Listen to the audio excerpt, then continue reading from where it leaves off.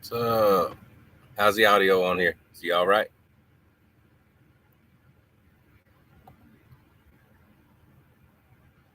Good deal. It's usually what's happening, Douglas? Yeah, no time. Yeah, it's been a while, ain't it? I don't know how the stream's gonna work on here. The computer's acting kind of weird. I don't know if it's still doing updates and stuff. I haven't even turned this thing on in like 2 months. So see how it goes. I am all American. Yeah. I guess that's one thing we could touch on here. I'm doing a contracted freight now. So I've signed a contract through the end of the year with General Motors doing OEM. So that's all. That's all I'm hauling for now. Had to get some guaranteed work lined up. It's pretty good too. I can't complain too much. Like I'm saying, out hauling cars now. Good deal. I've been seeing a lot of hot shot 3-car haulers lately. I've been all over too, like South Carolina, and now I'm up. I'm pulling out of Cincinnati now.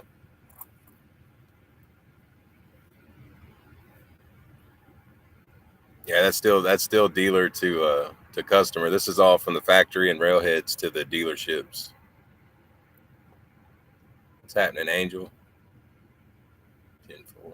Yeah, Angel Rivera. Yeah, this dude's been subscribed to me. So I probably didn't even have 100 subscribers when you first came around. That's cool to see people sticking around. It's crazy to see the people come and go too. With people that were looking at getting into this a couple of years ago and they fall off. It's kind of funny to see people come and go. Nashville. Oh yeah, yeah. I liked your setup. I liked your setup. That was cool. Yeah, where we were picking up at was that Hertz in Nashville?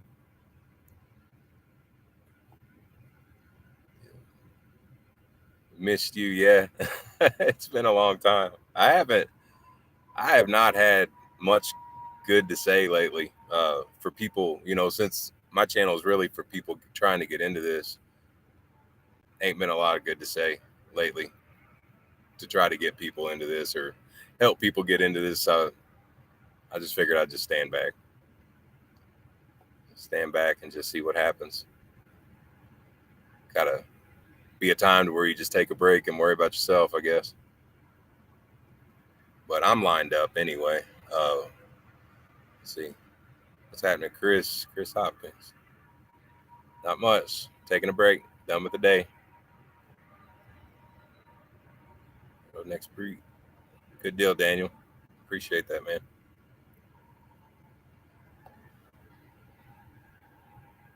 Actually, so what has? I guess what we got.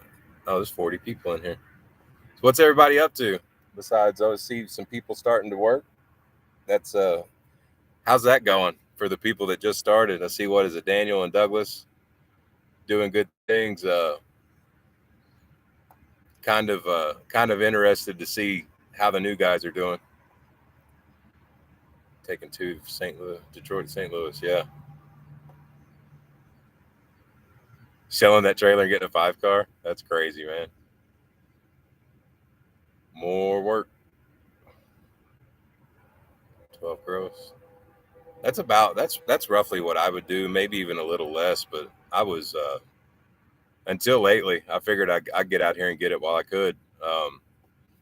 That's about what I was doing. I was doing about, I'd say probably anywhere between 9 and 12, not sometimes 15. But I wasn't working almost at all. Maybe like 10, 15 days max a month. Like max, I would work half the month. What's up, Larry? Chris, how's the load boards? Let's see. I have not been on load boards in 6 weeks now, so I have no idea. A buddy of mine lives in Central Kentucky. He actually just called me today talking about how load boards are just not good at all for cars. He had bought a flatbed, was killing it for a while with some local work, and Even the flatbed work just kind of fell off, and this is right in the guts of like a pretty good area as far as flatbed or cars go. There, and he lives around the between Lexington and Louisville area, and he's having a hard time putting anything together.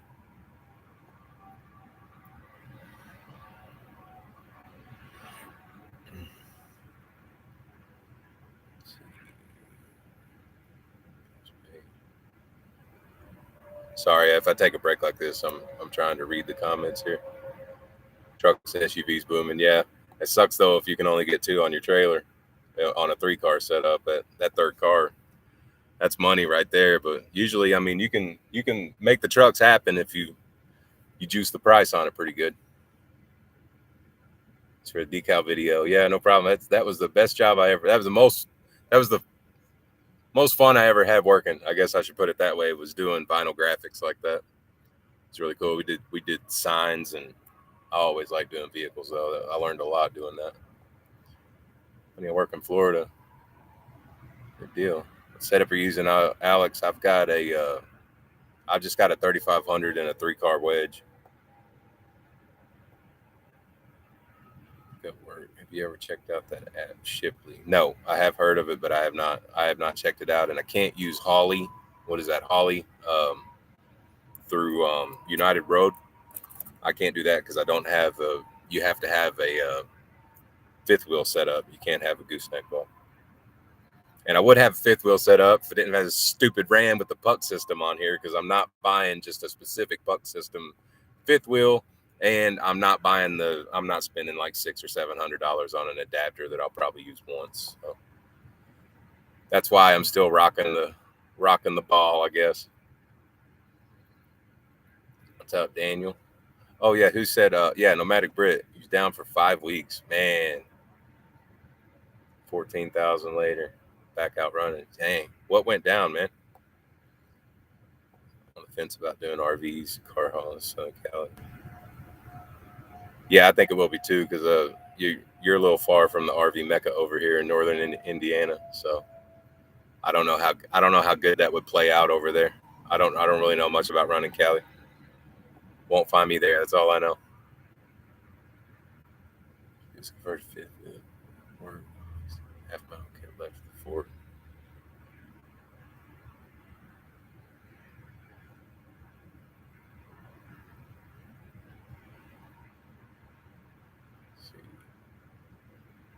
Chicago from Brazil, working hotshot 2-car. Good deal, man. Got a bench. Yeah, MTZ. Yeah. I was talking to you about that local stuff out there. That's what, man. If I lived there, that's what I'd be doing. I'd be checking out the in-ops. Holly rates ain't good. Yeah, see, I've heard about the things with that Holly app or .com or whatever, that it's almost like a Montway situation, or even Roadrunner, to where it's almost all, you're either doing residential pickups or residential drops, and cars aren't ready on time. You end up waiting on people. Sensors and electrics. Yeah, Nomadic Brit. That's what took me out, man. Chasing turbo issues sent me straight to bankruptcy. At least you got out of it. Hopefully they figured it out too.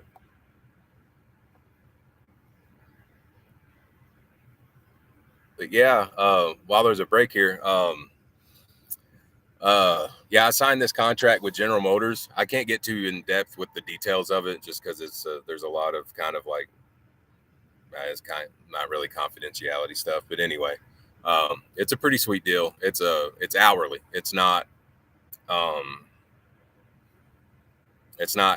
based on, there is a fuel surcharge on there, but it's not based on the amount of vehicles you haul. It's not based on distance or any percentage like that. It's a straight hourly rate. So that video I did, to where I was talking about how to legally cheat your logs, to where you show off duty almost as much as you can.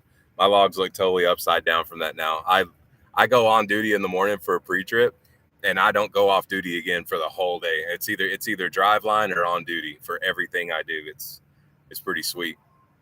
So, and it's nice because I'll turn around after the run and head straight back to the railhead or the factory to pick up more vehicles. So literally at least half of my drive time throughout the week is empty. So that's pretty sweet, having the high fuel mileage and still getting as much as with a loaded trailer. So, and there's an opportunity too, whenever I haul like Silverados and stuff like that, or even cargo vans, to where I'm only hauling 2 vehicles. So it's been rare lately that I even have 3 on the trailer. So it's been pretty nice, pretty good deal.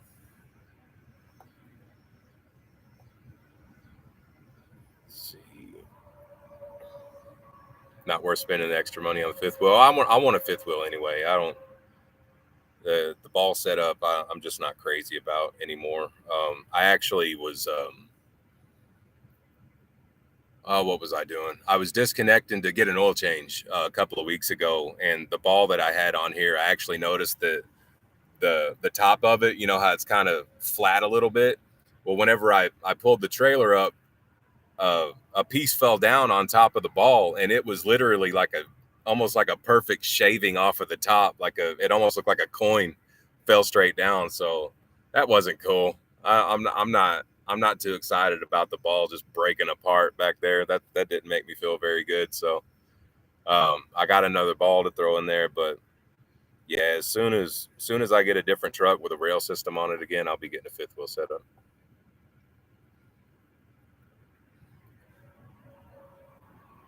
Right lane or no lane.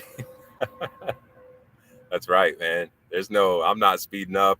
Man, traffic don't bother me anymore. If I get hung in traffic, that's a good thing, man. I'm sitting there making money. Still think hot shot's the way to go. Oh yeah, yeah, for sure. Especially with the way fuel is right now, and parts, fuel and parts, huge issues. Let me get a light on for you guys. Damn, that's ugly. Nice, you got nice orange light there for you guys. Let's see. Thoughts on Coffin trailers? I don't know. This thing is loud. Like, it squeaks and pops and all kinds of stuff. I've actually just got a quote for 3 new axles. I'll probably get 3 new axles and change the suspension out before the end of the year. I'm actually thinking before winter hits, but I can't dog it too bad, because I'll be going down the road and literally I'm thinking in the back of my head, it's like, I don't even know how this thing stays together with the way that it's bouncing around, especially just terrible roads, just awful. The roads are just disgusting right now. And yeah, I'm actually shocked that this thing still rolls. So I can't bash it too bad. I wish it was a little better and a little less flimsy and a lot more quiet. That would be super nice, because it's just annoying hearing it crack and pop and squeak and everything it does back there. But it's still making me a lot of money, so it's paid for itself many, many, many times. Let's see. So yeah, I would. I mean, I wouldn't count them out, but do know you're pretty much getting. I mean, they're decent quality, but you're not getting top notch stuff. But you're probably going to pay a little bit less than you would for, like, I would consider these kind of like the bottom of a mid range type deal. But for local stuff, you shouldn't have anything to worry about. It's just this OTR stuff's really hard on them. I seen your truck in Pine Bluff, Arkansas. Yeah, I think there was one trip that I ran down there. I think I was at Walmart getting a tire changed down there. I was replacing a tire on the trailer. Let's see. Boxers or briefs? Boxer briefs. How about the combo? So then some Kurtz from a 2-car right now, 30K. Yeah, that's definitely what I'll be getting, to 30K. Oh, here's 38. I need a 30K. I mean, it's overkill, but I'd rather trust that than 25, because I'd be limited. I'd be testing the 25. Is Texas a dead zone for hot shot? I don't know. The most that I kind of know about Texas is that it pays good to stay inside the state, or to just dance from, Oklahoma into Texas and stay away from West Texas. It pays good to go out, but you'll get hung. That's all I really know. I haven't really ran Texas a lot with a hot shot setup. I've kind of keyed in my zone to more of the Midwest and Mid-South.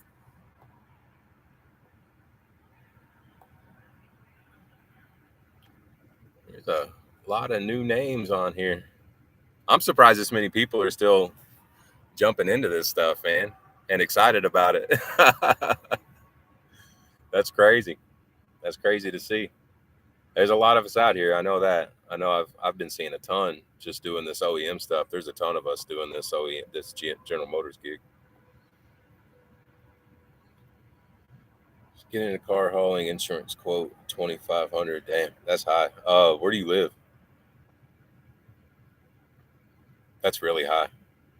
There's either something on your license or you're in a bad state.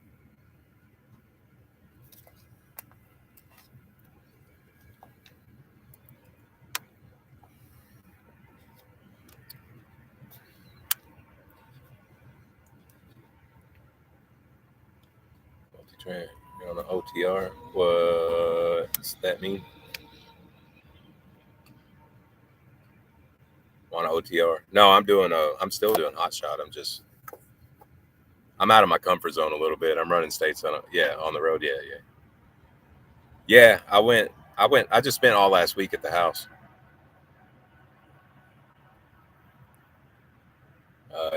Texas, you just need to drive and leave on weekdays. If you arrive on a weekend, you're stuck. Yeah. Especially in Houston. What I think about Toe Piglet going out of business. Surprised it didn't happen sooner. Yeah, fifth wheel's the best. Yeah, that's what I want. Take away a little bit of the teeter-totter on this thing. Where's that guy that was talking? Johnny Hands. What's your Savannah, Georgia? Yeah, Georgia and Florida are terrible states to get insured in. They're really high. Got my insurance at $1,900. Is that a month? It's about to jump into hot shop. It says fuel went up. Listen to Dan hauling cab. The experience. That's huge. I've always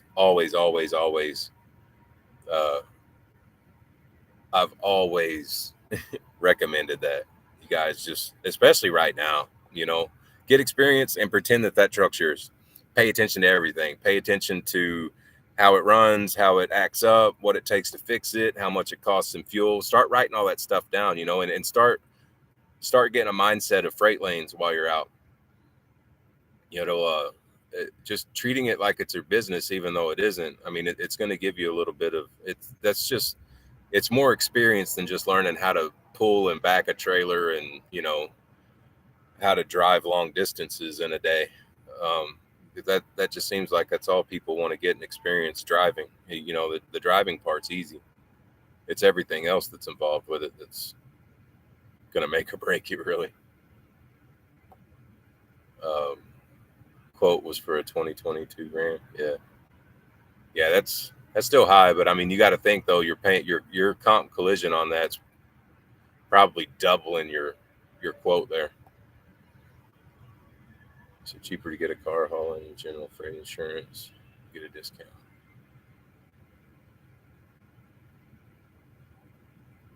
Car hauling and general freight. Yeah, I got it. Well, I got a discount for just paying. I'm pretty sure that most insurance companies do, but since I just went through renewal, I know that they don't. But I saved almost $1,200 just paying the premium for the year instead of monthly. So that's always something to ask about. Let's see. Did I used to work in Brundage? Yeah. Who's that? Jay Schaefer. I can't even see your picture on here. Yeah, I did. Yep. Worked the Walmart gig.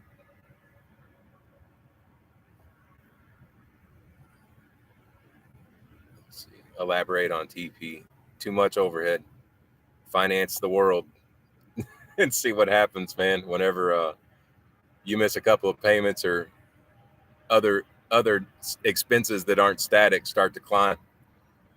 You cannot finance yourself to the max, man. That's exactly what happened. 2,300. I can't imagine paying that. Okay, just to give you guys a heads up, I paid $6,900 for the year. One truck in Kentucky. $6,900 for the year.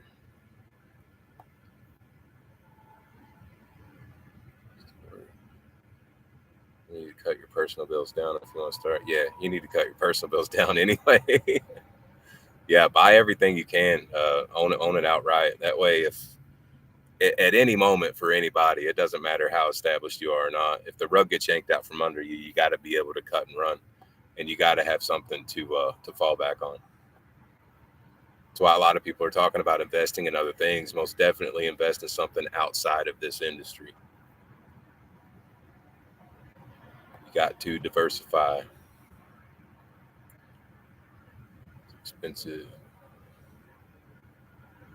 Almost put in time. Yeah, it's instant gratification. Sorry, I didn't have enough space. Where you at? I am in Green something, Indiana, behind a Walmart and shopping center, all by myself. There's actually a little pond over here. It's pretty nice. Greens, I don't know where I am, honestly. I wasn't even paying attention. I'm headed to Indy from Cincinnati. I'll show you in a second. Greensburg, Indiana, off I-74. Probably about 30 miles into Indiana from Ohio.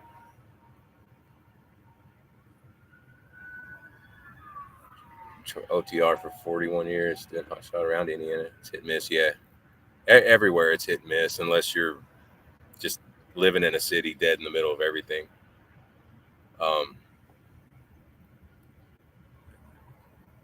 Damn, 18 a year. That's crazy. CDL setup just paid my IF to 667. You paid 667 in? No, that's not normal. You should be at zero or not far off of it. Man, and see, there's one thing where the guys, yes, it's awesome to fuel up. You've got to learn how to play the tax game with IFTA, okay? It's great to fuel up and get a lot of cheap fuel in one state, but if you barely run that state and you're buying all your fuel there, you're going to get a refund in there. But if the fuel's cheap, the tax is going to be low too, so you're not getting a ton of credit. And if you're like skipping heavy tax states like PA and Illinois and stuff, and even Indiana, they're going to gig you hard. If you're not fueling up, and you need to kind of level. It's based on your miles per gallon, and that's based on how many gallons you buy overall and how many miles you drive overall. And they're going to base that.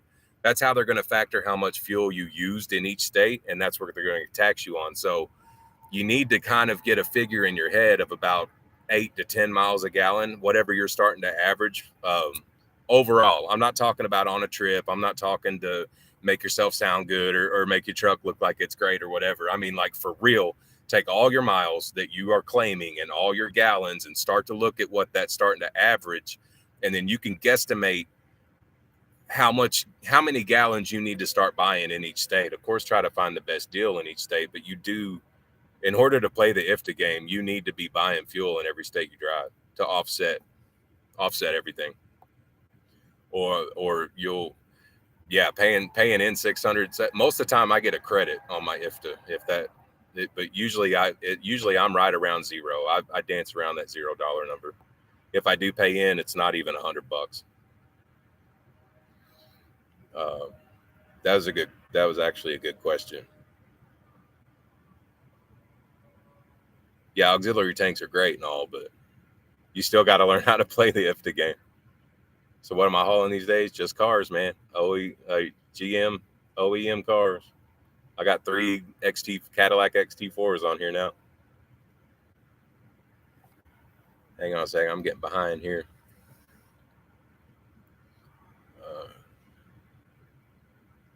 09 and 11 Rams, 2-wedge trailers, all paid for. Yeah, being a mechanic. Yeah, that's definitely key. I'm not a diesel I can do some things with gas motors, but I'm not a diesel mechanic for sure. 7,000 for the whole year. Yep. One claim, it'll double. Yeah. So yeah, you got about the same rate I do. Nice part. Who do you insure with? I am still with Progressive. They came back with the best rate. North Carolina, I used to be a Swift mechanic. I'm trying to think of. I wish I could see your picture. Man. I'm trying to think. Yeah, I'm trying to think of who you were. Yeah, I was up there for almost a year doing the Walmart gig. 6,900. If you get a virtual address, it will help. Yes. Mississippi's good. Kentucky's good. These main problems that he's too excited. Focus on the top line. Yeah. Yeah. The top line. It pulls views though. So when all you're focused on is YouTube, yeah, it's a pretty good way to go about it until it bites you in the ass.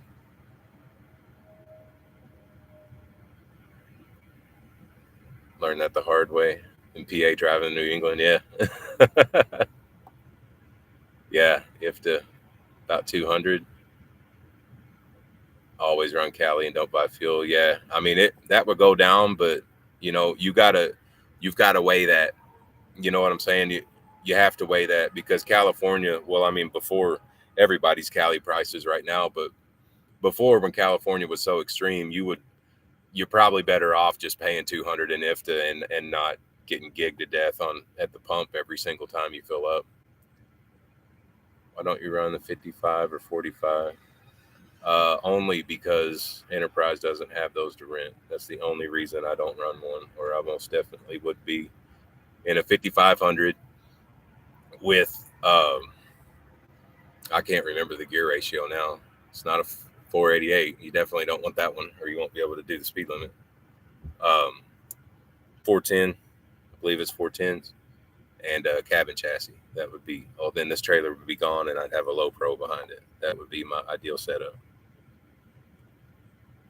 That's why I don't run that because I can't right now. Like, thank you, Papa Hoss. Virginia has extra tax. Yeah, Kentucky does too if you're registered in the state. I get charged like 3 ways in Kentucky, and that's not even KYU. I'm not registered for that, but I don't have to be because I'm under 60 or 40 with mega ramps. We get long aluminum ramps, but I'll be able to haul most cars. Is that 40 foot a low pro? Well, I mean, if it's got mega ramps, I wouldn't say all cars. You'd probably have to stay away from like sports cars. But yeah, you could probably get some standard cars on that. It just depends on the pitch. But 12-foot aluminum, I mean, it would help, but I don't know where you're going to haul those. You'd have to haul them on your deck, and you can't haul them sideways if they're 12 foot long. So I don't know about that. With the ramps, what is that? Angel Eyes? Yeah. It just depends. If you're going to use it strictly for car hauling, that'd be fine because you could just strap them underneath a car. But yeah, if you can't get if you can't get a full blown car hauling trailer, I mean, yeah, you could use that for cars. You would just have to be leery on like the high performance or low profile cars. Cars without a decent, what is that? Is that a breakaway angle? What is that in between the wheels there? Last quarter was 60 and Hut was 15 cents. Yeah. Do a vlog on IFTA and how to play that game. Yeah, I mean, I should. It's just and you could get super nitpicky with it and do and learn every state or write it down and figure it out, but and then look out to the when you're at the pump, try to factor that all in and all that with state tax, because every state tax is different, and you could play that to be absolutely $0 or actually get money when you file IFTA. But just to be safe, like I said, I try to pinpoint that mile per gallon, and when I see that when I see that I'm lacking in purchasing in a state, that's why I actually started writing down all my stops. I never used to do that, but I started writing down all my stops, the date, the state, gallons, and it's helping me keep track of everything. So is that Oh, looks like we got a bot in here. Hang on a minute. I need a mod, don't I? All right. Let's see. Hang on a second. Let me back up here. This bot just spammed the whole chat. Drop. You need to do. What's the max you can get on your wedge? Can you do trucks in a car? No. I mean, I probably could, but I don't. I'd have to put a truck on front and back it on and hang it off. And if it's not like a regular, even a V8 truck, depending on what that car would be, it'd be really hard to fit it all on here and keep that humongous weight off the rear axle here. So usually when I got two trucks, that's all I'm taking is just two trucks. Now, if they're like Colorados or Canyons, yeah, or Tacomas or something like that, I can get them on here with another vehicle. You have 488s and you pay at the pump. Yeah, I bet that thing's screaming too if you're trying to do 70. Can you discuss TP mistakes? Just seems like a lot of blame. He financed he financed everything. He would finance a lot of stuff. I don't want to get like crazy into it because I mean, I don't know. It's there's a lot of things that I know since I was in that, and there's a lot of things that it would just suck for me to talk about because that would. But I mean, like I said, you can't finance everything, even payroll. We'll leave it there. So, yeah, don't do that. You can't do that. You can't live that way. Wow, 3 times. Yeah. Shout out to Benny. Yeah, shout out to Benny. Yay. It's extra ramps to get up. Use the Rhino ramps to get a better angle. Yeah, you can use that. I've actually got pieces of 2x8 in the bed of the truck. Just there's a couple of cars like Hellcats and stuff like that that's got that chin splitter, Camaros, even some of the Mustangs. Yeah, you've got to get that you got to clear that angle because it just straight up sucks, and it's all on the front, so it's not coming up until your front tires hit. Josh worked nice on the shot with Stanley. Yeah, that's me, man. That's crazy out in Brundage, man. Yeah, that Walmart gig was great for a company spot anyway. Everyone's got a different opinion on this, but should have you go in front, back of the trailer. If I'm not fully understanding, if even though I drove FedEx, okay, Douglas, a question. Everyone's got a different opinion on this, but should have you go. What are you talking about with the front or the back of the trailer? I think you missed a word there. Prius and Camrys. yeah, Camrys with their their little high performance look now. Yeah, those are fun. I haven't needed any dunnage to clear those though. What do you think about load boards versus dispatchers, brokers? Okay, for new hot shots. All right, dispatch 10% fees. That's pretty high, unless they come with direct customers and a ton of first call basis businesses in their pocket. You got to approach that carefully, and you need to be grilling them when you're talking to them. That's an interview for you. You're literally hiring them. You need to act like it when you're talking to a dispatcher. You need to know what they've got up their sleeve, and if it's nothing, just all they're going to do is pull freight off the board, which is exactly what you could do, except you're going to pay for it. So your load boards, if you can stay away from them, you can make good money, but living off the boards, I mean, it's literally. I had a buddy of mine tell me that it's not even the trash can; it's the shit that fell out of the trash can when somebody threw stuff at the trash can. So most definitely look into making good friends with good brokers, and you'll start to see that the load board stuff is just filler, and you've made it when you close your account on the load board. you've mastered the load board at that point when you get rid of it. But dispatching, I can't tell you what percentage. I would say that there's a place for percentage and there is a place for flat rate. Danny could probably elaborate on that because I think he just negotiated some stuff with some of the dispatchers he uses. And at Holland Cash, if y'all don't know Danny. But I would say brokers are going to be your best option directly because dispatchers are literally just middlemen. Okay. But it's essentially so are brokers. So a dispatcher is really going to be like a side under because brokers are more or less going to have your customers and your heavy accounts more so than a dispatcher will. Dispatchers are going to have heavy accounted brokers. So it just depends on what's moving through there. It depends.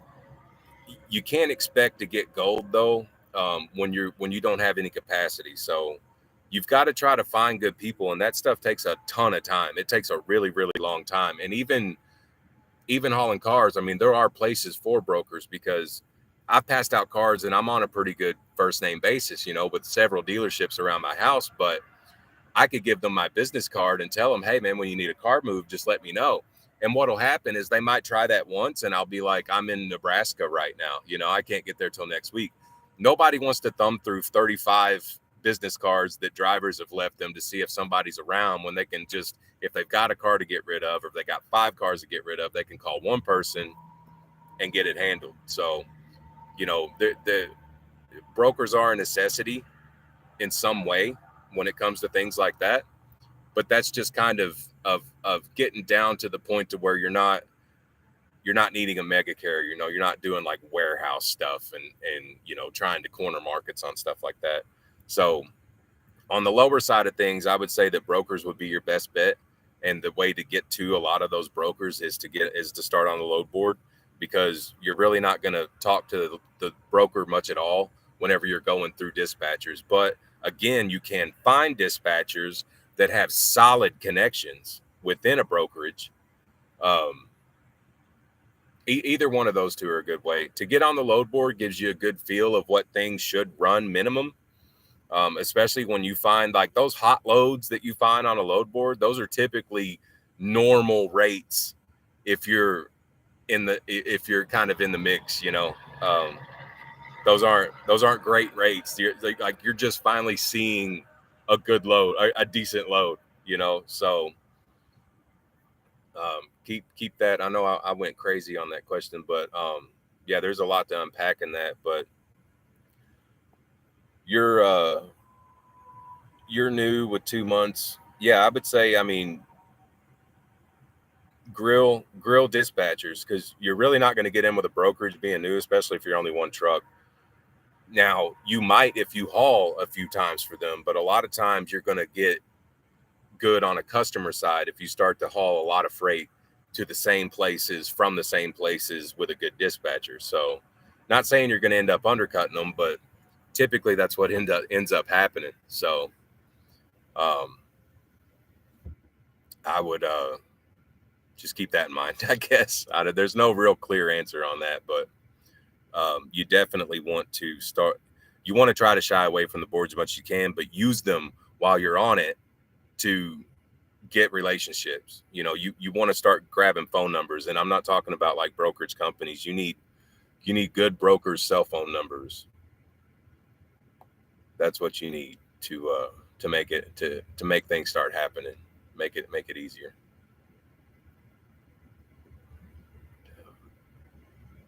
How's the car hauling market in Kentucky? I don't know. I haven't been on the board in 6 weeks. I've been doing OEM contract work, and I will be foreseeable for at least the contract goes to the end of the year. So car weight. So put the heavier car up front or the heavier car in the back. Yeah, you always want the lightest car up front if you can get it there, because you want to take as much weight off your drives as you can. Years, anyone else notice better paying freight for the last 2 days? That's a good question. Normal hot shot gets DOT inspection and waste scale. How often? It depends on what you look like, I guess. I've never had a problem. I've gotten pulled over and pulled in a lot more since I've been in a hot shot compared to a semi, but I haven't had like crazy issues. Just in Tennessee, twice I've been pulled over the exact same day within 2 hours. In the same state, same day, same state. I don't know what's up with that, but as far as getting like screwed with, if you don't give them anything to, if you're not obvious, you're not going to get messed with too much.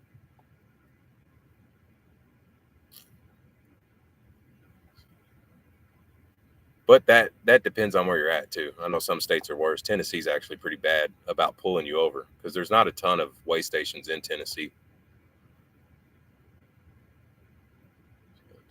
Heavier to the back. Yeah. Daniel answered that for you. Yep. Any advice on weathering the economic storm we are on the cusp of? Try to find guaranteed things to haul. That's why I'm doing this General Motors thing. It's actually the way it's working out. I'm actually making pretty solid money compared. I mean, it's comparable to what me putting things together. So I'm working a little more, and I'm not really dictating where I go. I kind of dictate my range I stay in. I've turned down loads that go to like New Jersey and stuff like that, but it's nice to be getting paid for all your time instead of just percentages of cars and then having to book and do all that. It's just, I mean, there's just a list of vehicles to haul and you take them where they go. So I would say, try to find cheap fuel, get a good fuel card, use any resource you can. I'm using cheap places with my regular bank card. I'm using the EFS card I've got, and I'm using Mudflap all together. That's another reason I started writing everything down, because when it comes IFTA time, I don't feel like going through 3 different resources to try to piece all my stuff together. Let's see. I don't know about how to weather the storm. I don't know. It's either going to get a little better, or it's going to get to the point to where it's not worth doing anymore. So I don't know. It's just, I mean, I don't know if we just sit here and act like we're okay and we're not, or sit here and act like everybody's out here killing it when you're not. So I don't know. I think it's time to just put your head down and stick with it or get out. But if you're going to stick with it, I think you got to do things you don't want to do. It's like I don't run areas. I'm not used to staying out this much lately, but it's while there's money to be had right now, I think it's a good idea to get it, because nobody knows what this winter is going to look like. And the fuel's starting to fall and all that right now, but of course there are elections coming up and stuff like that too. So we'll see what happens. I'd rather be prepared than not be prepared. That's for sure. So, see, what's the OEM contract? I have signed a contract with General Motors to haul new inventory from plants and railheads to dealerships. What advice would you give to a new CDL company driver wanting to be an owner op later? I covered that a little earlier, but yeah, the main thing is study your lanes. Start figuring your freight lanes out. You're going to find that by repetitive runs. Figure your freight lanes out and start treating everything like a business. Start getting averages and stuff on payments and all that stuff, and don't look at your pay per mile necessarily, if that's what you're on, or even if you're on a percentage. Try to find averages. Like DAT puts out averages for freight. Keep up with your miles, keep track with fuel, do all that stuff. Treat it like it's actually your business. Make a little mock business on that, and you'll get a little bit there. Study your state laws for business filings and things. Look into that side of it, because the driving aspect of all that is going to be really easy. You're going to learn that. It's going to be autopilot. It's the other side of everything that you really need to focus on, especially if you've never owned a business or ran a business or dealt with, regulations, filings, the government, in multiple ways, the IRS and all that, and definitely study every aspect, and then start trying to file it away or get a little system down, to where you can start keeping track of that. It's not going to be dead on accurate, but you'll be a lot more prepared, whenever it comes time to make that move. You'll be a little bit, you'll know what to expect a little more, especially like I know a lot of guys get sticker shock when they start paying fuel bills, especially if they pay it once a week. It's high. It's really high. So yeah, just start crunching your own numbers. That would be my advice. And pay attention to other things, like I said, freight lanes. That would probably be the biggest one, especially if you're doing flatbed and you're going to stay in flatbed. Yeah, freight lanes are everything, man. That way, if you do get on load boards or you start getting loads, dispatched to you and all that, you're gonna have little areas memorized, and you're gonna know where places are. You're gonna know what's close to your house. It'll really help you out a lot if you just pay attention to everything. Oh, let's see where we at. State, visit New Jersey. Yeah, no. How about no? I don't want to visit any state that charges me to drive in it. It's stupid. When it comes to dispatch, your mind takes 9%, but they also have contacts. My invoicing goes after payments for me. Well,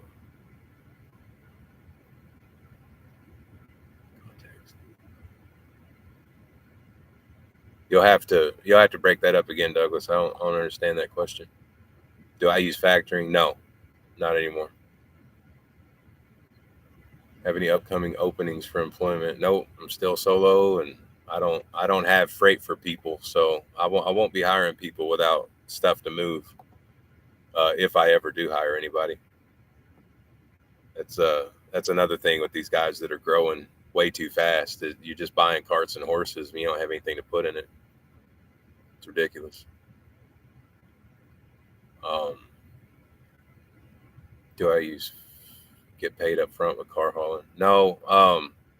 I just kind of shied away from factoring because with the car hauling, they don't approve a lot of places, and then you got a mixture of like CODs. A lot of the days to pay are really short, like without quick pay too. So it's like 10, 15 days, sometimes like 5. Every once in a while you run into a 30. But if you pad the bank a little bit, and then you get on a good streak, eventually money just starts pouring in. The thing that sucks about that is keeping up with your accounts receivable section of everything, and sometimes you got to chase a payment. But no, for the most part, I haven't factored in almost 2 years now. That way, I like being able to pull for anything I want to pull for. I don't want to send in NOAs and all that other crap. People not being approved through the factoring company's credit and all that. Not to say factoring is a bad thing. I mean, there is a place for it, but if you're just one person, there's factoring might help you start out, but it's definitely not. I mean, you're just giving away 2, 3, 4%. That's all you're doing.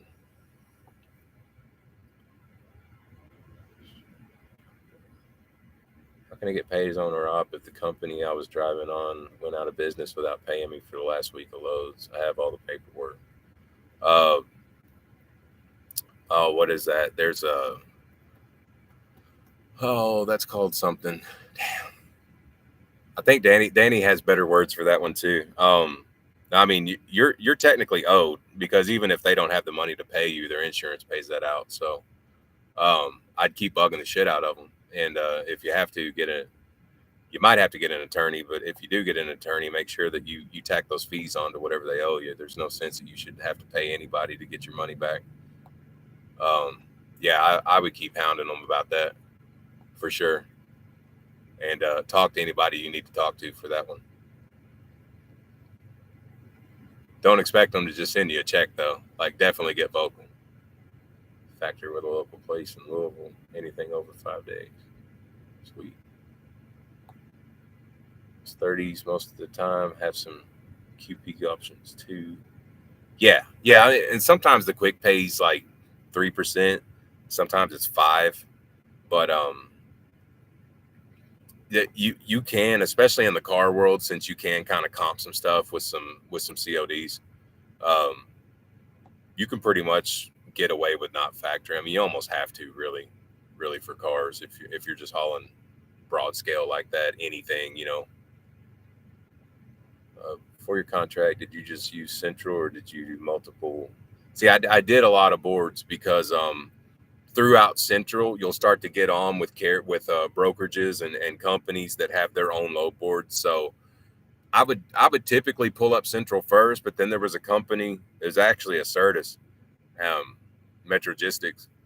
I know a lot of people don't like them, and I hate trying to get a hold of them. They suck to get a hold of. But where I live, they're like, I mean, it's just like it's money town through them. Like I loved hauling cars through them, and I used them a lot. And they had their own board, so I would never even really have to call anybody. I would just request that load through their load board and pretty much set my week up, which was pretty sweet. But yeah, there was a few load boards I checked with a few different brokerages and Central. But the thing is that you pay for Central, all those other boards were free. So, and then you got Super Dispatch, but there's just a handful of people. That's like, there's a couple of good companies on there, but well, you got mainly like backlots on Super Dispatch. Dispatcher takes 9% of what I make per week.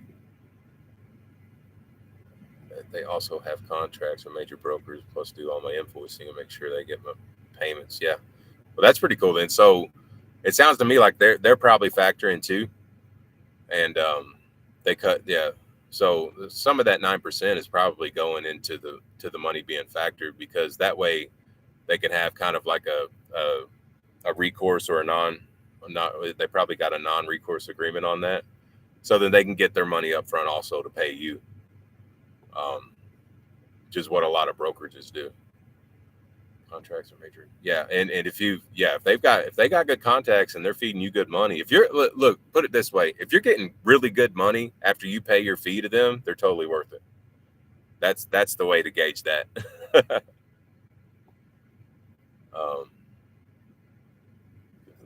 Always rate doubles.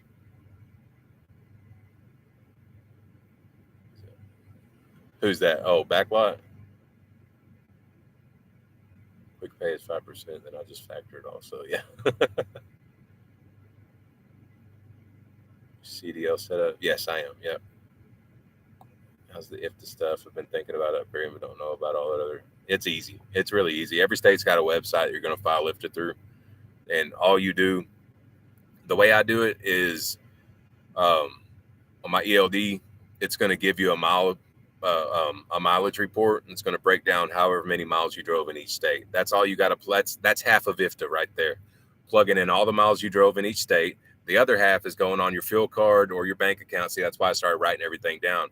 And then all you're going to do is you're going to plug how many gallons you filled up in each state with the miles. And then you just file it. And that's it. It's going to break down your miles per gallon. It's going to tell you what you either owe or are going to get in return.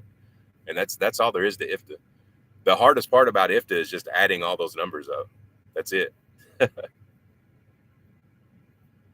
It's IFTA is nothing to freak out about. It's super easy. IRP is what sucks. Paying $1,800-$1,900 a year just to get a license plate. But hey, email me. I have them have different plates to the drug consortium or however you spell it. Yeah. So yeah, you'll do the biggest difference between CDL and non-CDL as far as like regs go. You got IRP, which is your license plate and cab card registration. You've got IFTA, and you have to sign up with the drug consortium if you're less than I think it's I think you got to have I don't remember how many employees you got to have. There's got to be so many. So it's not even employees, but CDL drivers. That's a big thing too that some companies screw up with. Even if you, like with Alex, when he leased on me, he had to do a drug consortium just on me, even though he wasn't CDL, his company wasn't CDL, wasn't set up for anything CDL. He wasn't even filing IFTA. I was. He still had to register with the drug consortium because he had a CDL driver. And that's not bad. There's the place that I use, Express Labs.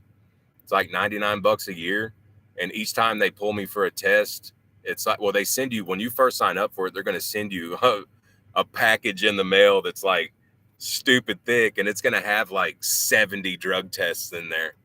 And so I always keep a couple in my binder over here.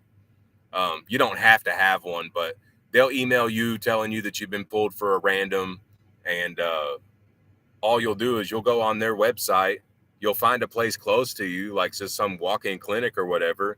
You'll schedule your own appointment, and then you'll just go take it. It's stupid easy, and then they just bill you.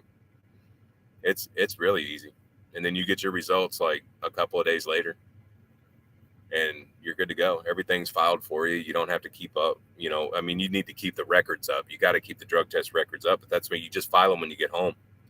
That's all there is to it. Like, it's all reported for you.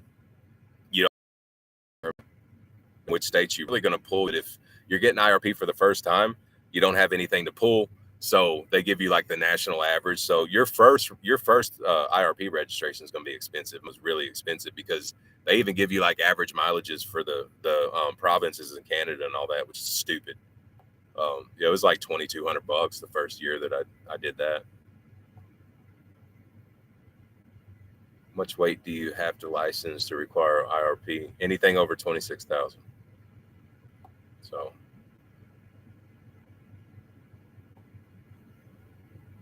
how fast do you have to get it done? I think from notification you've got I think it's a week, 5 days or a week.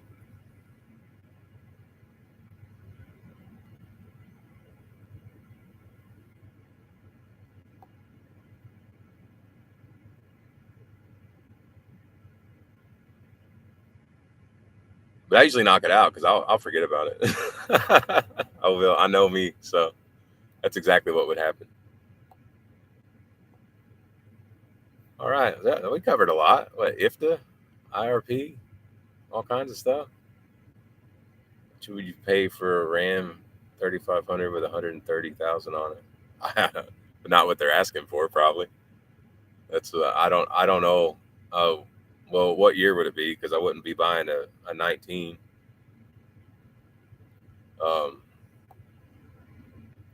Or a 20, a 16. Oh,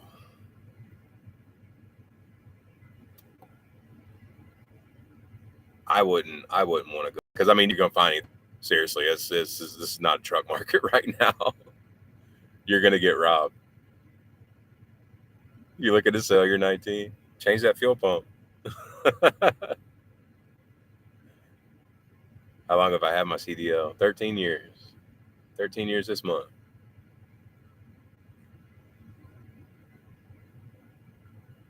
IRP was $750 for the year at 38,000. Damn. Yeah, I do mine.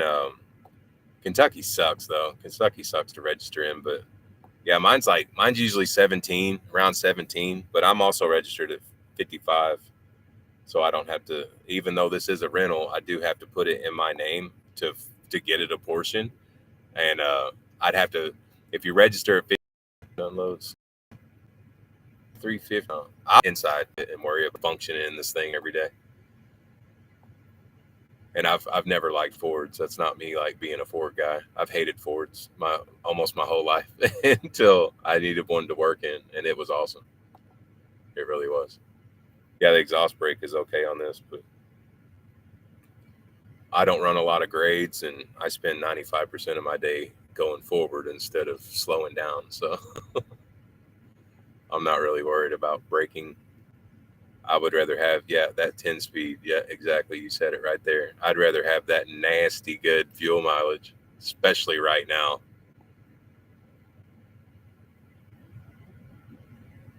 Let's see, stationed here at Fort Campbell, living in Clarksville. I know where you are. I live about 45 minutes away from you.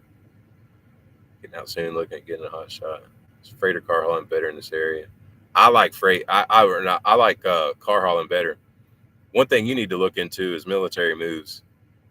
That's a goodie right there. If you can try to talk to somebody on base about moving vehicles, man, or even freight. I don't know. If you can get a good contact in there, that's what I'd be doing.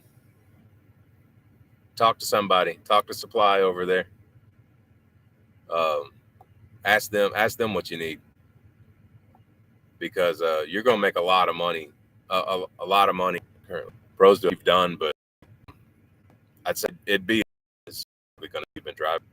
The main thing back from Flex to it's got the center. I did it one videos I did, and it actually started. It leaned to where it was hitting the tire, like the tire was rubbing. It actually blew my. It didn't blow the tire. It swelled it up, and yeah, that was insane. But yeah, you definitely got to have a center balance load on that thing.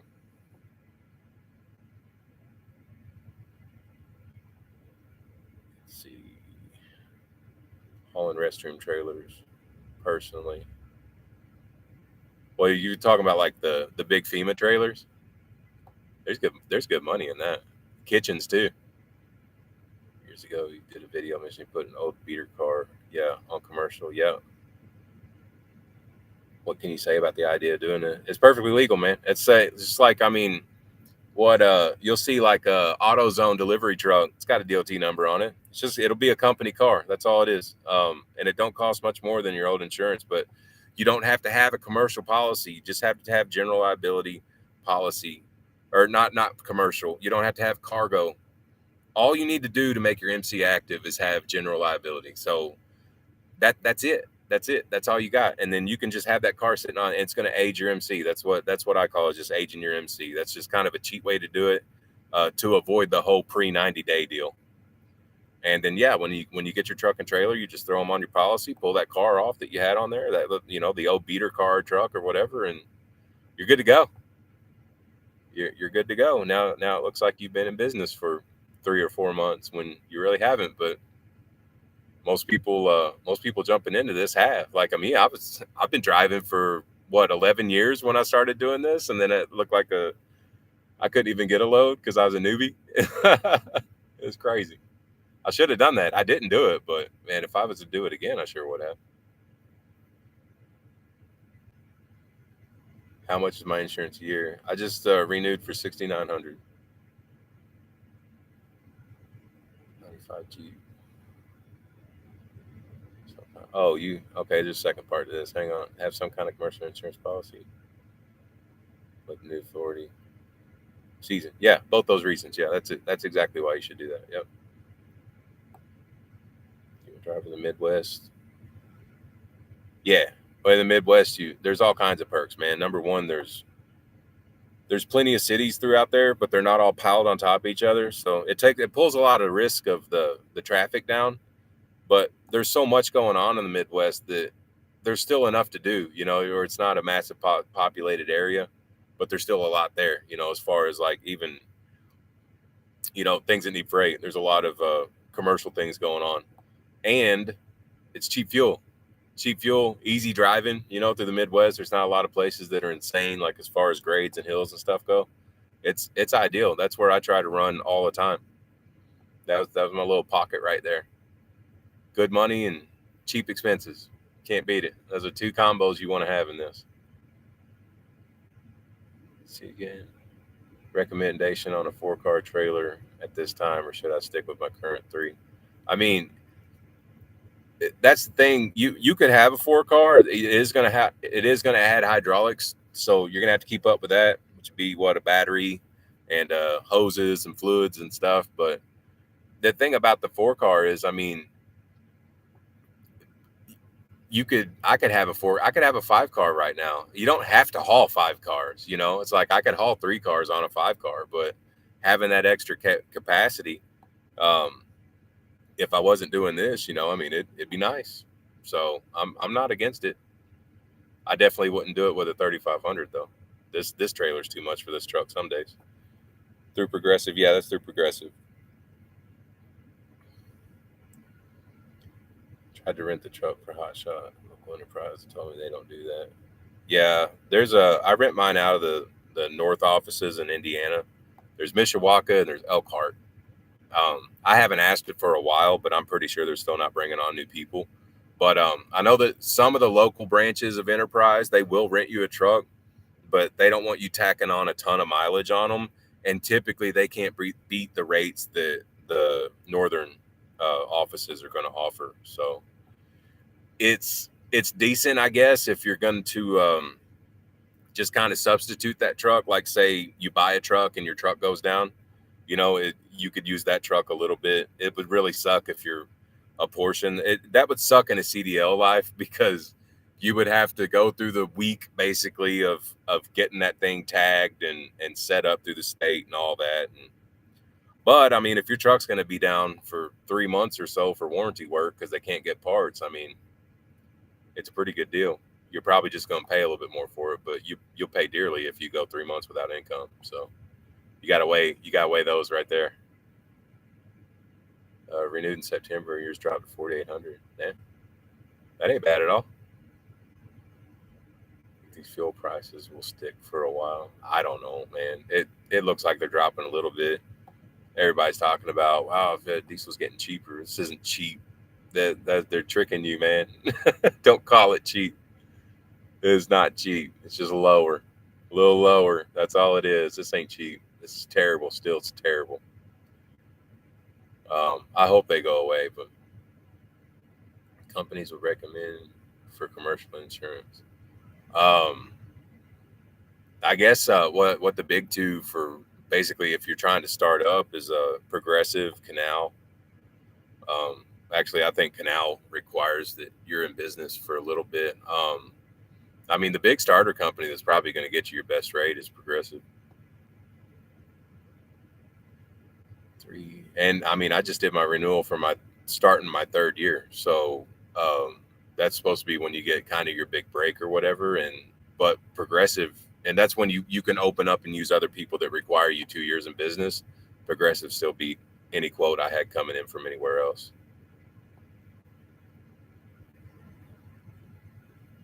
So I have a 3 and 5. You think you make more with a 3? You can do more with a 3 in one day. That's all. That's all that is. Because I can unload a 3 unless you're picking up 5 at once. But generally, your rate's going to drop when you start doing big multiples like that.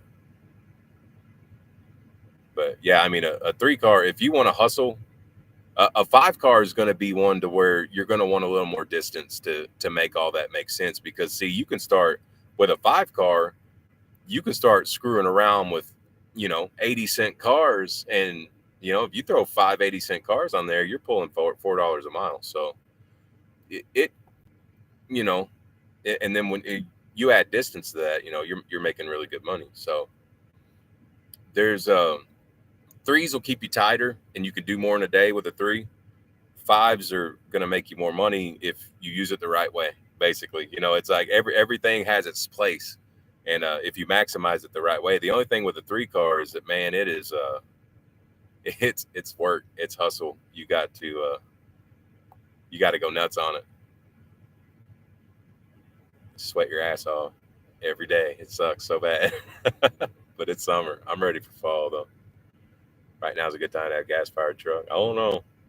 I don't know if gas powered truck will be able to tug this stuff around. It's MPG on the Ford. I was getting about 10 and a half, 11 loaded. With the Ram, I'm getting like, yeah, I'd say between high 8s and 9.5.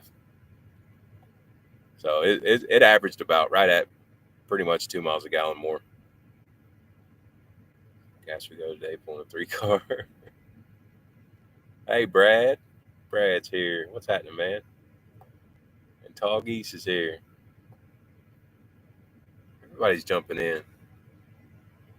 This has been a good live. Damn, I've been on for over an hour now. But we covered a lot. Let's see, a 3 car under a gas truck. plenty anything over a diesel. Yeah. Well, I don't know. I don't know if a if 3 cars maybe, but you start throwing trucks and SUVs on here, I don't know, man. Unless you're on like crazy flat. If you're running Kansas and end to end, you might be all right with the wind, but that's gonna be stress. It's gonna be a lot of stress, but anyway, yeah. If anybody got a few more questions, we'll go there. It's done got dark on me now, so yeah, it was good talking to everybody. It's good seeing a lot of familiar names on here. I haven't been on here in a while, but yeah, you guys have given me a few ideas through here. I haven't, like I said, I haven't really wanted to get on here and promote anything because it's been pretty dismal right here, and this is supposed to be the hot time too. This is supposed to be where you're out here killing it, making money, and it's just like all the extra profit you be making, you're just handing over at the diesel pump. So it's really just had me pissed off for a long time. So I haven't really felt like making a video about being all excited about getting into this. Where about am I at? I am in where we say earlier, Greensburg, Indiana, in between Cincinnati and Indy. How many miles do you think you can get out of a 3500 before major repairs? I don't know what do you consider major. Like, I mean, a lot of pumps start going out. It seems like at around 100K, isn't it? Like a oil pump, water pump, fuel pump. Seems like 100K comes with little things, but I don't know, man. I don't think people really start having like crazy issues with like transmissions and stuff like that until like you getting around 2, I guess 200. You're probably going to start replacing a bunch of stuff, expensive stuff anyway. Not a bunch of it, but that's where the money starts getting sunk.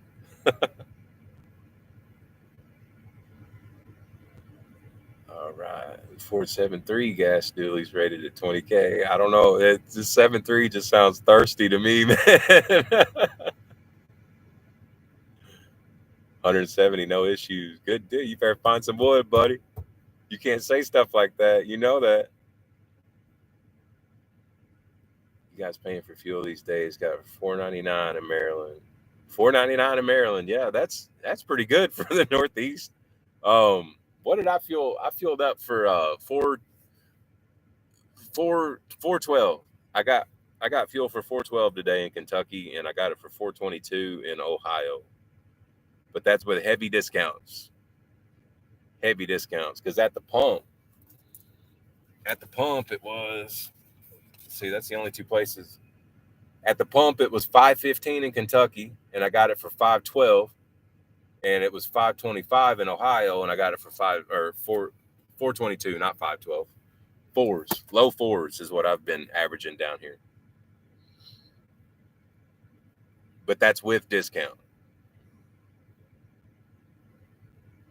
Shortly and peck on your window. Yeah.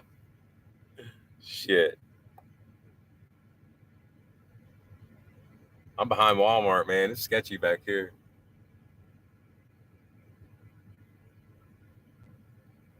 Asking fuel questions because thinking of leaving tire service business for hot shot. Ooh. Yeah. Have you that's what Central Tire. Yeah, have you been listening to what we've been talking about?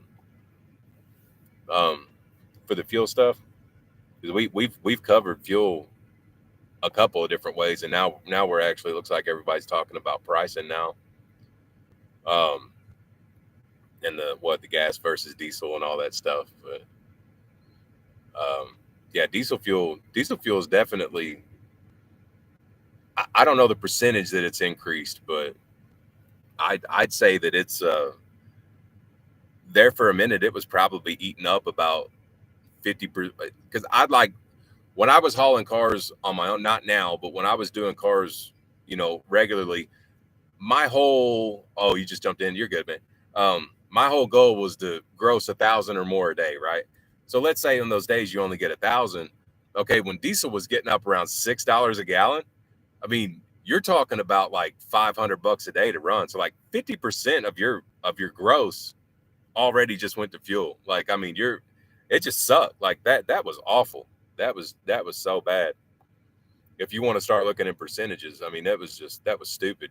Compared to what was I paying? I could actually go back to an old P&L and I don't know if I'll be able to do it on live here, but yeah, I mean, I was paying like what, not even $100 to, it's like $90, $95 to run today, or to run a day, from that to 450, 475. And that was terrible. And the rates were the same. 406 at Bucky's, Texas. Okay, yeah, Texas. I've heard people dipping into the threes in Texas here lately. Say you have a Ram 6.4 pulling 2 car and 6.7 pulling 2 car. What's the mileage difference? Maybe 1. I'm not sure. I don't know what the mileage would be, but I mean, as far as that would be concerned, I'd be worried about longevity at that point, because that's gonna be stress on a gasser. You can ask Brad. I don't know if Brad's still in here. He deals with. He's a big V8 boy. What do you think, Brad? What do you think about pulling? Well, what would that be? 2 car. What do you think about pulling a 25,000-pound combo with a gas motor? I mean, I think it'd be decent, but I just don't think the longevity is going to be there.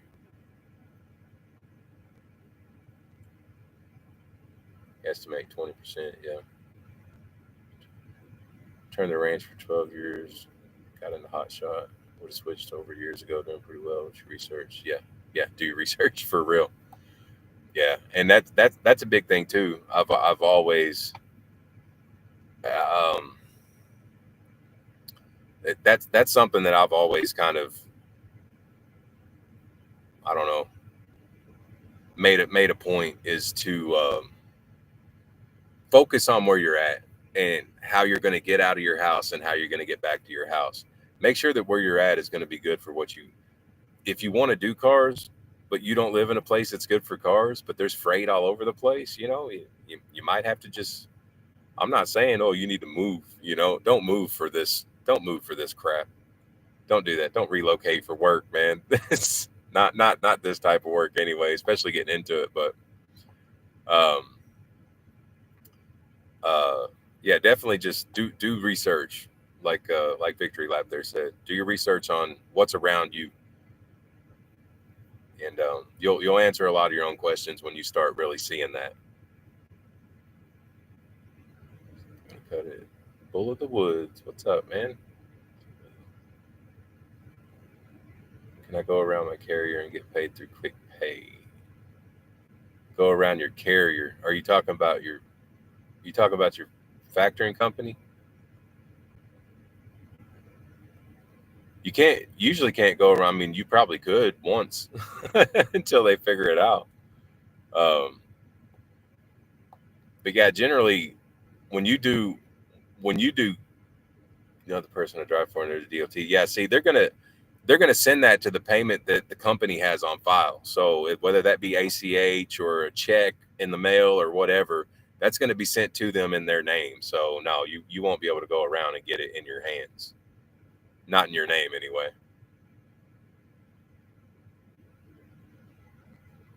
But yeah, if you're trying to get like quick pay through them where the carrier is waiting on, are you trying to get paid faster? No, that's just something you'd have to talk to your carrier about, man. And you would have to you'd almost have to just cut a deal with the carrier to see if they would front you that money at an expense. I mean, that you would no, they're not paying me. Oh, could you get? Oh, okay. You're the one that had the final week. No, because it's not you that is in all the paperwork. That's gone through the carrier, and for the most part, it's still being sent to them if they submitted all they submitted all that. So, and if they haven't submitted it, there's no payment coming anyway. So, no, you're gonna have to get that money through the carrier, and if they don't have it, then their insurance is gonna have to pay you. So,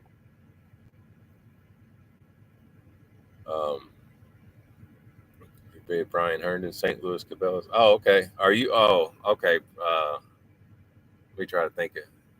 Were you the one with that? What car was that? I delivered. Was that weird colored gray blue car? I'm trying to think of what car that even was. Was that a Genesis?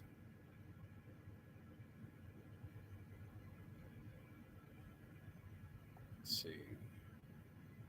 Actually sold the dually and went to a single axle Volvo 670. Just don't know how people are pulling a Mini 5 with a dually. I don't either. Really, not unless it's a 5500 and we're comfortable, more longevity. Yep. RPMs. Where we going? Brad, lower RPMs for diesel. More torque, piston speed from gas. It would be kill engines. Oh, yeah. Let's see. Just watch your videos. You said you slept there. Oh, yeah. Yeah, I sleep there all the time until they started kicking me out.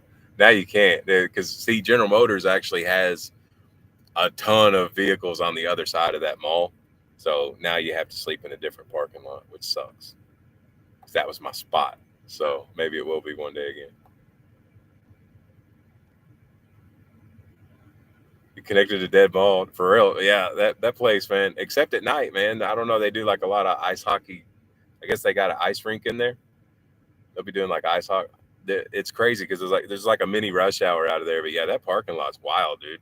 It almost looks like a like a PUBG mall or something like that. It looks like it's abandoned. There's like grass growing in the parking lot and stuff. But yeah, there's a big booming Cabela's right there. Let's see, we normally sleep. I try to stay at Walmart. I do too. I try not to stay at truck stops. So usually I'll use a truck stop to get a good shower in, maybe something to eat, and then I'll find like Walmart, Cabela's, or just a rest area. Man, I try to stay out of truck stops. I try to stay near one though, because I have got to have coffee in the morning, and sometimes I'll risk getting hit at a truck stop just to make sure I got coffee in the morning. So it really depends. It depends, but if I can help it, I don't sleep at truck stops anywhere but there. The Common Sense Patriot, help me get started. Still learning every day. Good deal. Good. Yeah, I'm glad I could help, and I'm glad you're making it. I'm glad you're making money, because there's a lot of people folding this year. So. He said it's not the best being at the back of Walmart. I had someone say he was checking locks at 4 a.m. No one else last week. So it's not the best being at the back. Yeah. No, on this one though, it's like a strip. I've parked here before.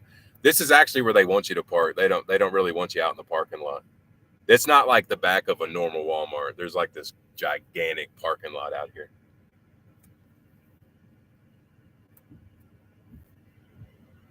But yeah, most of the time at a Walmart, you want to park as far towards the road at the end of the parking lot as you can. But always call and find out first.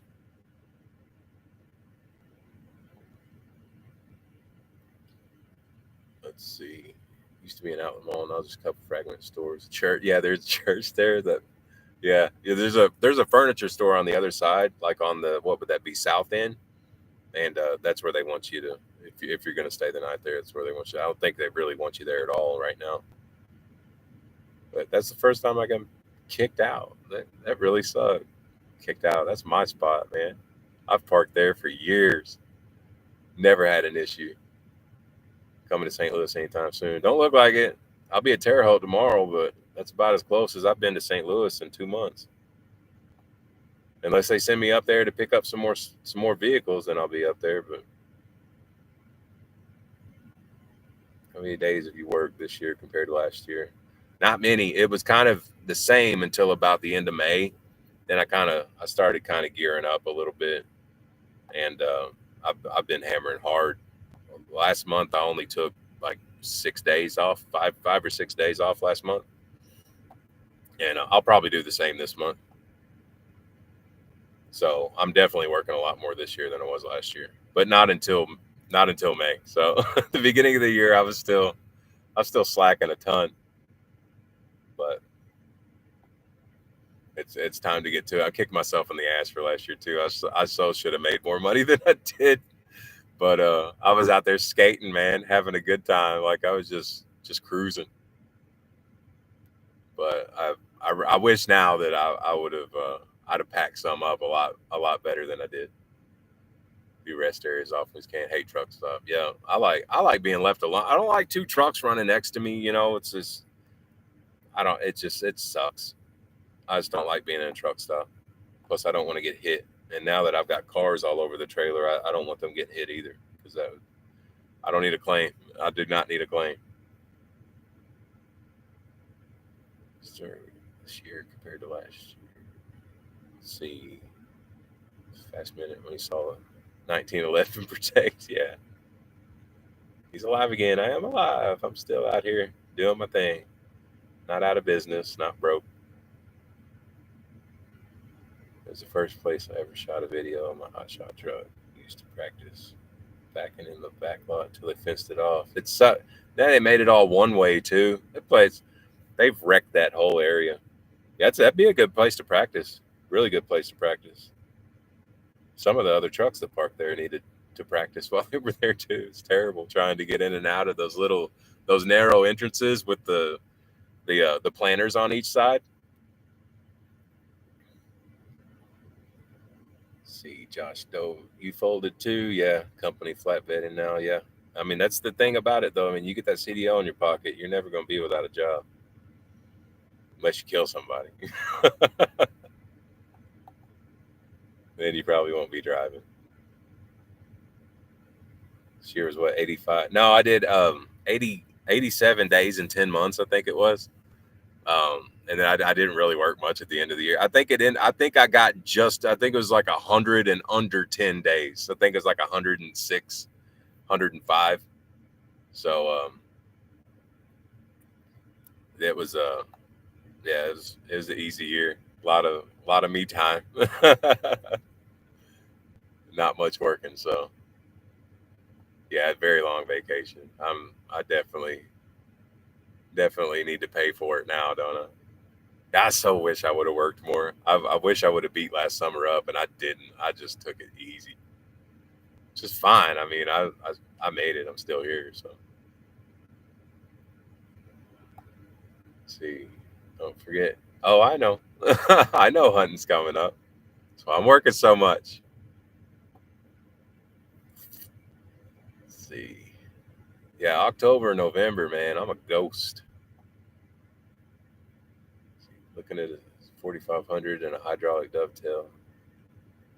That'd be a good setup, especially for equipment. See you, Brian. All right, dang, we've been on here an hour and a half.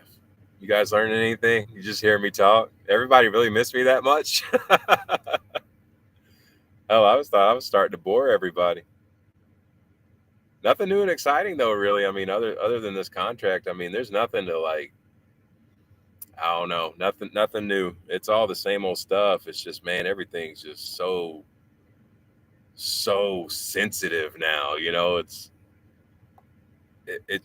so expensive, and it's almost not even a good vibe. Like all around, it's like everything just sucks. Nobody's happy. Like everybody's pissed off, and it's hot. It's like stupid hot. It just like everything sucks right now. So it hasn't been I haven't really wanted to make a video. I've not been in the mood, you know, or when I was in the mood, I'm like drenched in sweat. So it's been a wild summer, man. Been a wild year. It's already August. God. He just jumped on to hear from you. Yeah. What's happening, Ryan? Down there on the parkway a few weeks ago. There was still trees.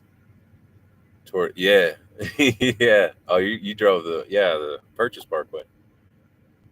Yeah. I live about 8 miles from there, from the where it crossed off of highway I think it's 408. It crossed on over, was that I-69 now is what they call it. It's still Purchase Parkway to me, but I live about 8 miles from where it crossed right there. It's the part about the contract. Oh yeah, yeah. I signed a contract with General Motors to haul OEM cars from railheads and manufacturer assembly plants to dealerships. So it's easy. It's good through the end of the year. So I've got my consistency and ain't got to sit here and worry about work anymore. So, which has been nice because I actually had a friend call me today. He was that was his exact message, man. Load boards are trash this week. It's like, man, I'm glad I'm not doing that. Glad I'm not doing that. Need to build an APU for hot shots. Yeah, I just idle. Well, I guess I can though. I'm in a rental, so it's fine. I'm not worried about longevity in this thing. Why haven't you been making any videos? I haven't wanted to. Like I said, it's a mixture of just nothing positive to talk about. And everything is changing. It's like every week something's changing because it's like you could make something about high fuel prices and then it would be even worse the next week, or they start going down now. So it's like things start to become irrelevant. But really, like for people new looking to get into this, there was nothing I wanted to say to even almost insinuate that this might be a good idea, because it totally wasn't, especially like the beginning of last month and the end of June. It was god awful, man. It was terrible. So it's just that I haven't been in the, I don't know, I haven't been in the mood. I've wanted to make some videos and I wish I would have on a couple of things. And I might do that. I might do another live or something like that and talk about a few more things. This has already been going an hour and 40 minutes. I don't want to make it crazy long, but there's been a few things that I wish I would have popped in and done a live on, but like I said, I don't know, it's been a lot of like negative, bad mood stuff, It's like not like so much emotional shit, but just not good vibe, not good happy video stuff that people would want to watch. It would literally be for other people going through the exact same thing that are like, yeah, it sucks for me too. It's like, that's not fun to watch. Nobody wants to watch that. I wouldn't want to watch that. Enjoyed the channel. Thanks for the info. Thoughts on Piglet? Did you see it coming? Yeah, I saw it coming while I was there. Like I said, as somebody asked earlier what I thought about it, and it's like, I mean, honestly, I'm surprised it didn't happen soon. Surprised it took that long. That's my answer to it. So yeah, I thought he was really starting. He might have been starting to right the ship or whatever, but nope. How to get the contract? I got an email from a friend of mine. Is how I got that contract. I was very fortunate to make good friends. You signing contracts and saving contacts, man. That's why I told a dude that today. That's how you get ahead here. You gotta be good to people, man, and they'll be good to you back one day. It's awesome. So yeah, that was a very inside deal, and I'm glad I got that. Jack Cooper's fleet of Stingers monopolizes all the GM work. Yeah. Is it Cooper or Moore? I get, yeah, it would be Jack Cooper. Yeah. There's a lot of that. What is that? They do over 3. It's just goes with it. I don't really like scared to make anything, or I don't want to say like the wrong thing or nothing like that. But it's like, damn, now I'm hauling like literally the same stuff every day now. A lot of like just the same old GMs. Like, here's another Silverado. Here's another Acadia for the 18th time. If you guys want to see, that's what my Instagram looks like lately. So it's just really, it's almost gotten to the point to where I don't have anything to talk about that's like that hasn't been said or hasn't been shown. So it's just really just trying to ride the wave on this, and it looks like things are getting a little bit better as far as expense goes, but that could be tentative. We could be getting a little break. The elections do play a part in this. I don't keep up with politics at all. I don't vote, if anybody was wondering that. I never have. I've never once voted ever. um, yeah, that's not my cup of tea. It's not my favorite design on the planet. And a lot of people were saying, "Oh, well, people fought for your right here on voting and all that." It's like, okay, well, so did I, because I'm a vet too. So you can eat that cookie by yourself.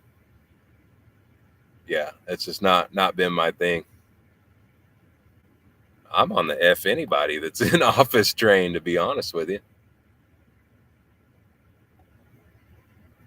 That's how I feel about it. I don't think that I need a babysitter, but apparently some people do. Seen a couple times at exit 10. Yeah, he's at that yeah, that hot spot, man. That place that blew my mind. I haven't ran South Carolina forever, and I'm telling you, man, that hot spot down there, that was some cheap ass fuel. It's exit 10 and exit 38. You would have seen me at a lot. Let's see, back up here. Gives you more reasons to make a video, bring people's spirits up. Yeah, I don't know, man. I don't see myself as like a big motivator or anything like that. But this has actually been nice. This has been, for everybody that hadn't seen me in a long time. I hadn't got on here. It's nice to interact with everybody and see, there actually still is an interest about all this. That it's not just a humongous drag, because it sure has been for me. And I know I'm getting in my own head with that, but man, it's been awful. It really has. But I mean, getting on with this, it's been good for me. What can I talk about it? It's like, hey, I got a contract and I'm good to go for the rest of the year. Things are awesome. I know that people are hurting out here, and I don't know what to tell anybody with that. It's not like I can give you the opportunity that I got. Um, it's just, just keep looking and keep pushing. That's all I can say. But it looks like it's getting a little better as far as the expense side of everything goes. Now, the freight side of everything, I don't know. The car side of everything, it looks like it's not doing good. I've heard that hot shot freight's been awful, but semi freight's been pretty good. And I've heard that hot shot cars are starting to get a little sour right now too. So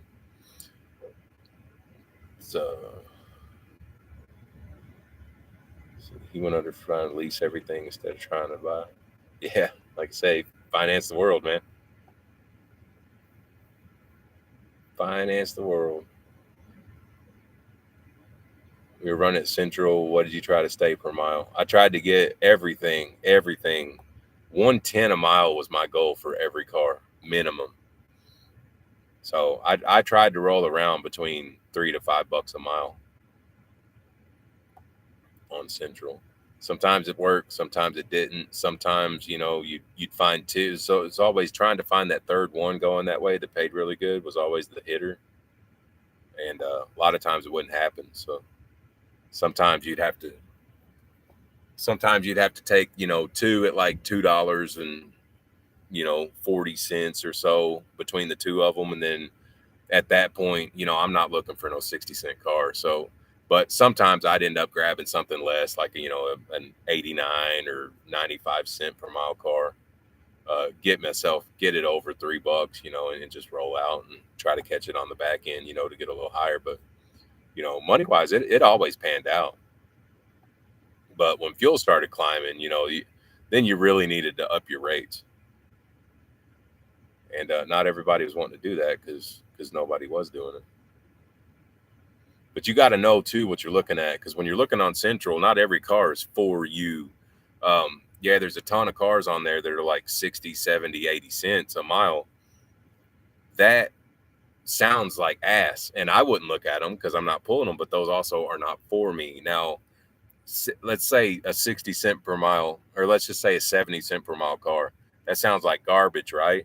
Get 10 of those on a 10-car hauler. Do the math for me real quick. Tell me how much money you're making a mile. That's $7 a mile. It's not garbage. That's not my car. That's not my range. You see what I'm saying? So that's where you just kind of, you got to know that everything's got its own purpose, right? You just got to know those cars aren't for you. They're not necessarily trash. They would be for you, but they're not for somebody else, because that's who they're designed for. That's why they're cheap like that in your eyes.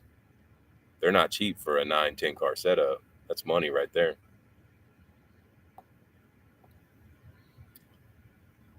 Still pushing forward, yeah. Starting up, you mentioned it now. It's 4 times the lowest it's ever been. What's low? 4 times. He was saying almost not much motivation there. Yeah, yeah. Morale sucks. It really does. I'm not gonna lie. I mean, it's hit me too. But you got to try to find something that makes you happy. Shit, I don't know. I'm looking forward to hunting season. I'll tell you what make me happy: a hoodie and some jeans. I'm sick of wearing shorts and t-shirt and sweating to death. Um, yeah, I'm ready for fall. That's gonna make me happy because of what comes with fall. I hunt it all. Oh, I cannot wait. That's gonna make me happy. So that's what I'm doing. I'm just drudging through the summer to get to get to hunting season. Work every day. You have to knock on the door. Yeah, man. That's awesome. If I'm back down there doing the Dixiana Railhead, yeah, for sure. I'm easy to spot. Still pushing. Have you seen old Hotshot Dave now? Yeah, I called him the other day. It was before he changed the name on it, but I was like, "Are you done driving?" Or like, I haven't heard anything from you. That's where he said, "Yeah, he's been wheeling the deal in the gold and silver." So that was different. I was like, "All right, man. He's said he's happy for it, so you're happy doing it." But I mean, I go back to where Hotshot Dave and a lot of the other people that even Robert, but South Georgia Hotshot, he seems to be doing pretty good with what he's doing. I mean, I know he had a lot of hiccups and shit at first, but if it ain't broke, man, it's like all these people doing good with the Hotshot game, and they had it going on, and they think that they're going to step up to the next level. This isn't a stepping stone. It can be for some people, but that's not what this is designed to be. Because like I said, I did the reverse. I jumped out of a semi and came down to this. So, see,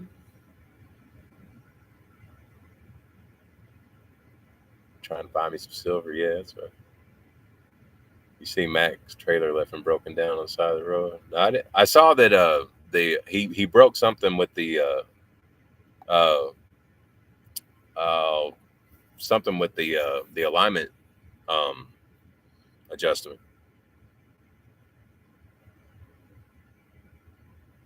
But no, I didn't know if he's got anything new. I didn't know that he got broken.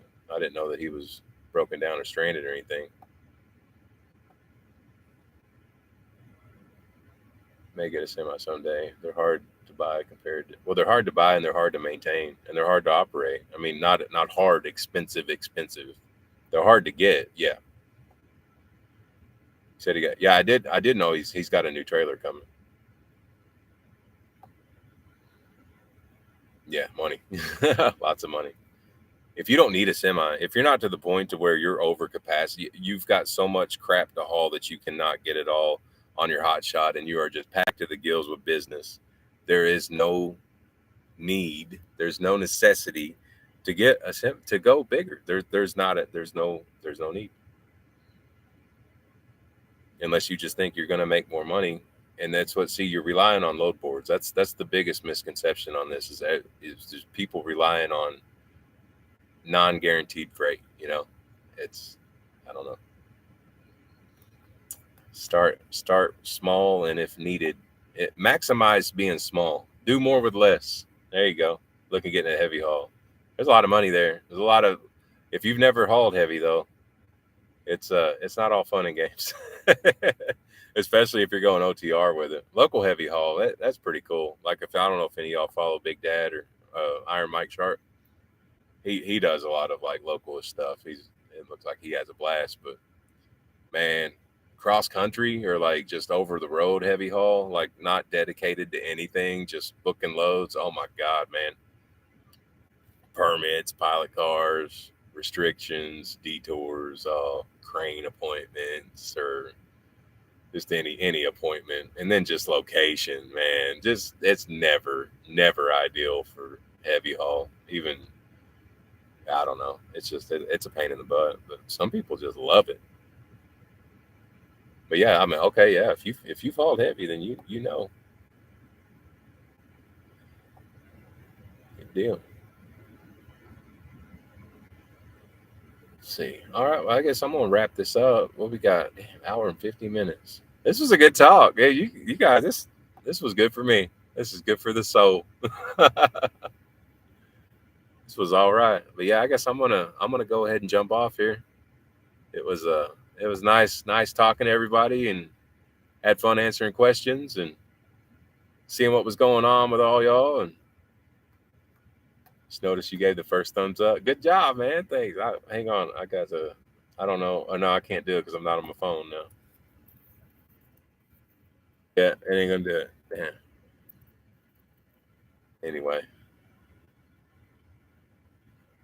Yeah. Now you can get it. Yeah, it's like that's what got 33 thumbs up. It shows. I think we were up to like 60 people in there. That's pretty sweet. Yeah, a lot of good info on here. And yeah, fuel still hurts. Insurance. It seems like I don't know what's up with that, but it seems like everybody's insurance renewal is rolling around right here at the middle of the year. So I think that's kind of wild. It's like everybody gets into this in the summer or whatever. But yeah, it was good talking to everybody. Good seeing the familiar names and even some new ones, man. And good to see that everybody out here is. We might not be doing as good as we want to be, but we're still out here. So that means everybody's doing something right, don't it? But we'll see how it goes and see what the future holds. Hopefully something good. I just wish November would go ahead and get here so that the hype and the BS can just go away and we can just kind of get back to working normally. That would be nice, but we'll see if that's what actually happens. But I want November to get here for other reasons too. So November, that's what I'm looking forward to right now. That's my magical month right now.